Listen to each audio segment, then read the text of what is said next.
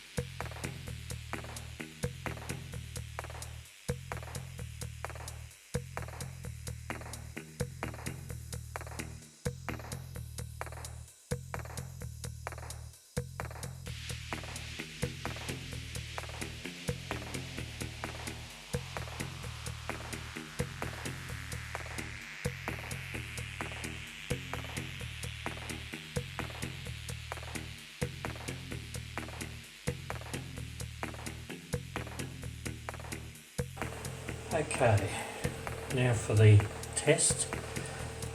So you may be able to see that. This is a picture of the bed. I'll come back a little bit. You can see it's running around 19 degrees C.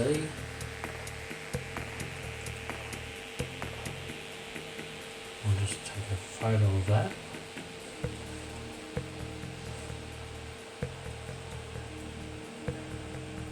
And we'll start the print.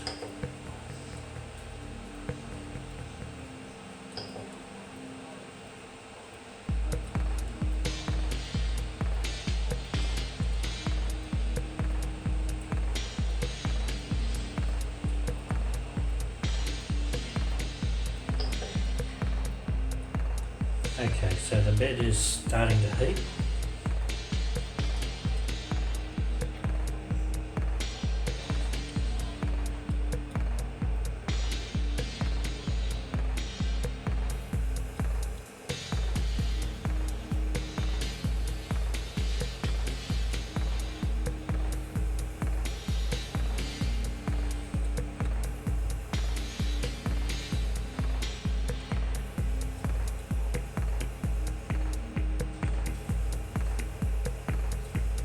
Just taking a photo.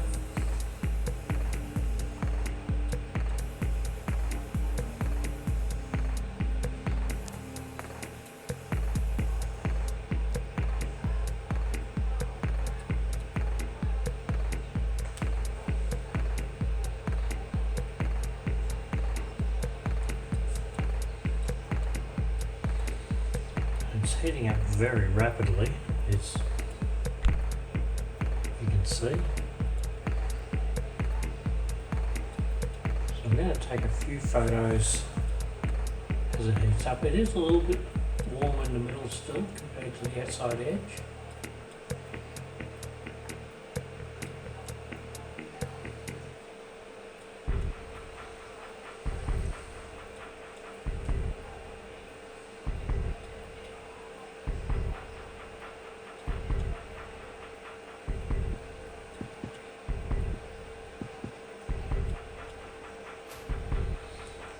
The bottom of the heater has reached 65 and it started heating the head.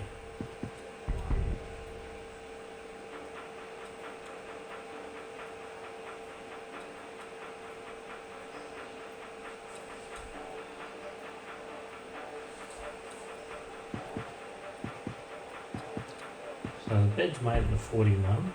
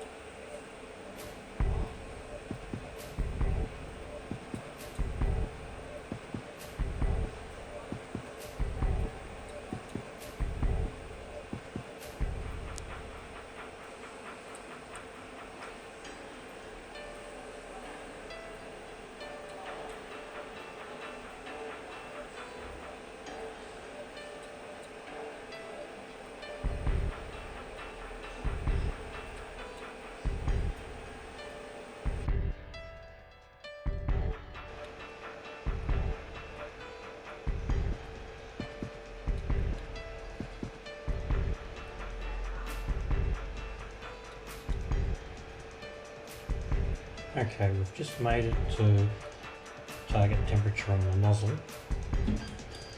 and the bed's running at 52.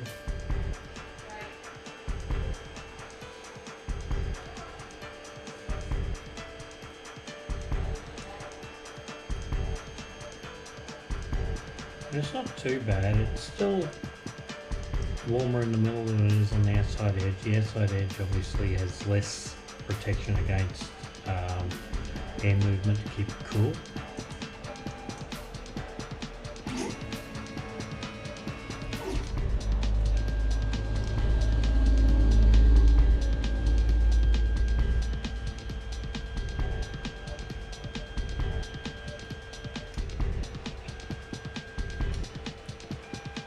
There's a lot better than it used to be.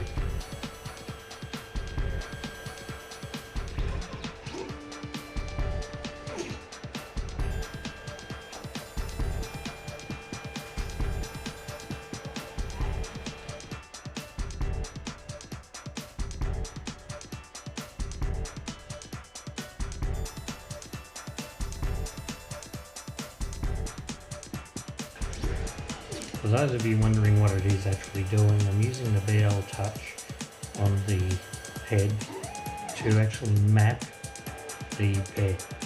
Being such a large bed, it can warp in multiple ways. So by taking a 5x5 or 25 point grid sample, we can actually capture any warp on it and then cancel it out in the print.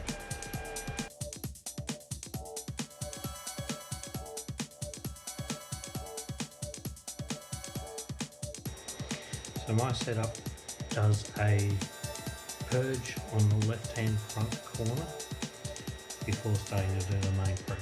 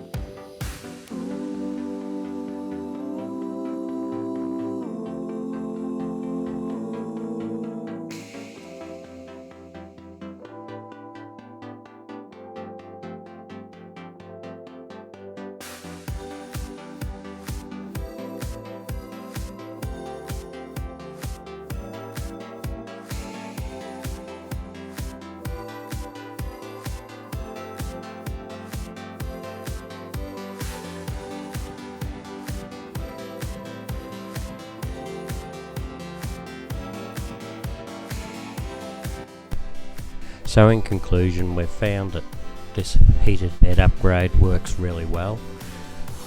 The bed heats up very rapidly. PLA, when this thing is set for 65 degrees C, sticks very well. I'm very pleased with the result of that test bed.